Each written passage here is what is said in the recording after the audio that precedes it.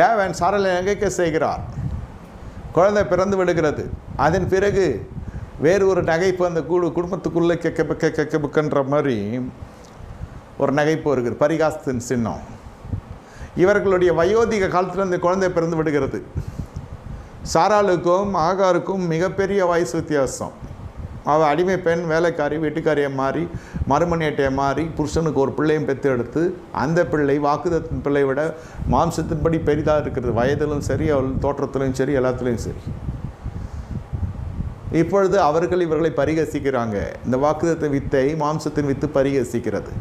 தேவன் கொள்ளுகிற நகைப்பினுடைய வியாக்கியானம் என்னவென்றால், உன் நகைப்பை அந்த சூழ்நிலையும் எடுத்து போடாது. நிரந்தர நகைப்பு. ஒரு காரியத்தில் உனக்கு நிரந்தர நகைப்பு, சலித்திருக்கிற காரியம்.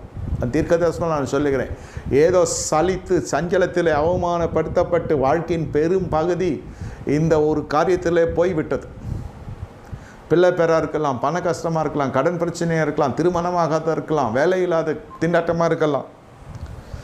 எப்படியோ என் வாழ்க்கையில் மிக பெரிய சஞ்சலத்துக்குள்ளே நான் போய்விட்டேன் ஐயா, இனி ஒன்றும் சொல்லுறதுக்கு இல்லை. தேவன் பாருங்கள், அந்த இடத்துல இந்த ஸ்திரீயும் இந்த பிள்ளைகளும் அந்த மகனும் சேர்ந்து பரிகாசம் செய்கிறாங்க. கர்த்தர் அந்த பரிகாசம் பண்ண இஸ்மாயேலை ஒரே அடியாய் கர்த்தர் அனுப்பி விடுகிறார்.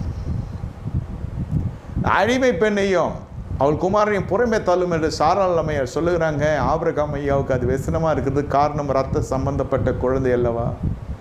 கர்த்தர் எழுந்தள்ளி சொல்லுகிற மனைவின் பேச்சை கேள்.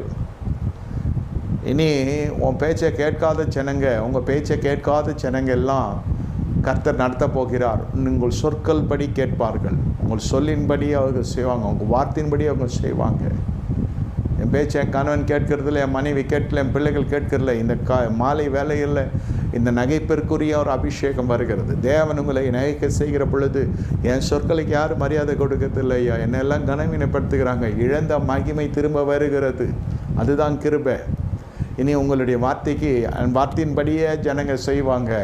உங்கள் குடும்ப அங்கத்தில் உங்கள் வார்த்தையை ஏற்றுக்கொள்ளுவாங்க. கர்த்தர் உங்கள் பட்சத்தில் இருக்கிறார். என்ன கர்த்தர் சொல்லுகிறார் ஆபிரகாமிடத்தில், மனைவி சொல்லது ஐயப்படாத, உன் மனைவி சொல்லுறபடியே சரி.